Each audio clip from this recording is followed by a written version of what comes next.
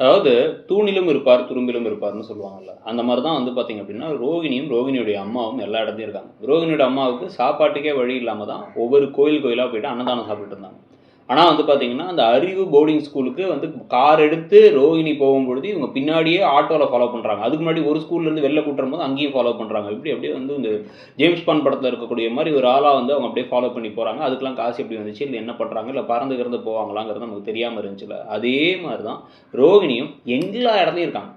இங்க ஒரு பிரச்சனைனா அங்க போறாங்க, அங்க ஒரு பிரச்சனைனா இங்க வராங்க, இங்கேருந்து அங்க போறாங்கன்னு எல்லா விஷயத்தையும் பண்ணிட்டு, இப்ப கடைசியில புது ப்ரோமோல வந்து பார்த்தீங்க அப்படின்னா வந்து, இப்ப சிறகடிக்க ஆசையில மீனா வந்து ஒரு விஷயத்த சொல்றாங்க. என்னன்னா, முத்துக்குள்ளார சாரி இந்த கிறிஷுக்குள்ளார நெறைய கோவம் இருக்கு. நெறைய ஆத்திரம், கோவங்கள்லாம் இருக்கு. அந்த கோவத்துக்கு, ஆத்திரத்துக்கு வந்து ஒரு அத எப்படி என்ன பண்றது? அவங்க அம்மா பிரிஞ்சு இருக்கிறது, அந்த பிரிவு, அந்த துயரம் அதெல்லாம் சேர்த்து தான் வந்து அவன் அந்த மாரி வயலன்ட்டா நடந்துக்கிறான். அடிக்கிறது எல்லாத்தையும் பண்றான். அந்த விஷயத்த சரி பண்ணா போதும். சீதாவோட ஹாஸ்பிட்டல்ல ஒரு கவுன்சிலர் இருக்காங்க. அவங்க வந்து பேசினாங்கன்னா எல்லாம் சரியாயிடும் அப்படின்னு சொல்லிட்டு கவுன்சிலிங் குடுப்பாங்களாம் அந்த டாக்டர் அப்படின்னு சொல்லிட்டு கூட்டு போறாங்க.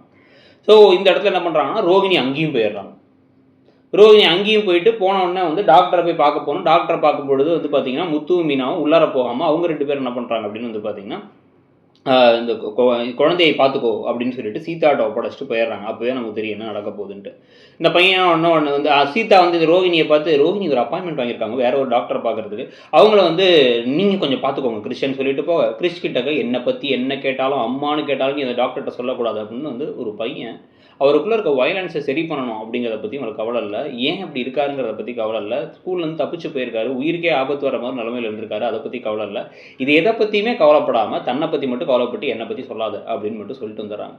இதுக்கு அப்படியே ஆப்போசிட்டா மீனா அவங்க என்ன கேட்டாலும் தைரியமா சொல்லுங்கிறத சொல்றாங்க. அந்த பையனும் ஹேன்னு தலையாட்டுறாரு. ஆனா அவங்க அப்படியே முறைச்சிட்டே நிக்கிறாங்க ரோகிணி. எதுக்கு ரோகிணி எல்லா இடத்துக்கும் வராங்க? ரோகிணி ஏன் இங்க இருக்காங்க? என்ன பிரச்சனை? என்னவா இருக்கும்? அப்படிங்கிறத முத்து மீனாவும் யோசிக்கிறது இல்லை. ஏன்னா வந்து இன்னும் அது எக்ஸ்ட்ரீமா அப்படி யாரும் யோசிக்க முடியாதுங்கிற மாதிரி நிலைமை தான். ஏன் அப்படின்னு வந்து பார்த்தா இப்படி உங்களுக்கு ஒரு குழந்தை இருக்கும் அப்படின்னு யாரும் எதிர்பார்க்க மாட்டாங்கல்ல. பொய் சொல்லி கல்யாணம் பண்ணியிருப்பாங்கன்னு நினைச்சிருப்பாங்க. ஸோ அதனால இதுங்களும் வந்து ஒன்றும் புரியாத மாதிரி இருக்குங்க. இதை கதையை இதுக்கப்புறம் எப்படி எடுத்துட்டு போறாங்க? திருப்பி திருப்பி இதே விஷயங்கள் நடந்துட்டு இருக்கிறது ஒரு கட்டத்தில் சலிப்பு தட்ட ஆரம்பிச்சிடும். இந்த விஷயத்த இன்ட்ரெஸ்டிங்காக எப்படி கொண்டு போக முடியுமோ அப்படி கொண்டு போய் இதை முடிச்சு விட்டு இதுக்கப்புறம் இதுலேருந்து தொடர்கதையாக வேற கதையை கொண்டு போயிடுறது பெட்டர். ஆனால் அதை பண்ணுவாங்கன்னு நீங்கள் நினைக்கிறீங்களா? இல்லை ரோகிணி கடைசி வரைக்கும் சிக்க போகிறதுல நினைக்கிறீங்களாங்கிறதையும் சொல்லிட்டு இப்போ எல்லா இடத்துலையுமே ரோகிணியும் அவங்க அம்மாவும் இருக்கிறத பற்றி உங்களுடைய கருத்து என்ன அப்படிங்கிறதையும் சொல்லுங்கள்.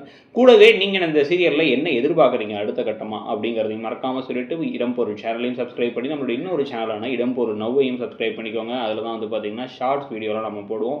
அதை பற்றி உங்களுடைய கருத்துக்களையும் தெரிவிங்க. தேங்க்யூ.